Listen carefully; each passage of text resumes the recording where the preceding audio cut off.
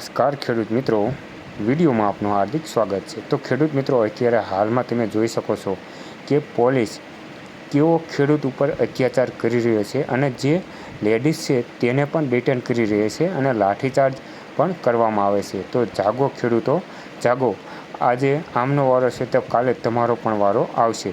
જો આજે આવો ભેદ શા માટે? તો વાઢિયામાં ભારતીય કિસાન સંઘ 7 કલાક સુધી નેશનલ હાઈવે બંધ રાખે તો પોલીસ મૌન રહેશે અને જ્યારે જેતપુરમાં કિસાન કોંગ્રેસ અને કિસાન સંઘ સમિતિ 7 મિનિટ માટે રસ્તો રોકવાનો પ્રયાસ કરે તો લાઠીચાર્જ અને ડિટેન અને એફઆઈઆર કરવામાં આવશે। તો કાયદો બધા માટે સરખો છે, સત્તા પક્ષના સંગઠનો માટે અલગ કેમ? તો દર્શક મિત્રો અને ખેડૂત મિત્રો જાગો અને જે આ વીજ પોલ છે તેને અટકાવવા માટે તમે પણ મદદરૂપ થઈ શકો છો અને તમારું શું કહેવું છે તે કમેન્ટ કરીને જણાવજો।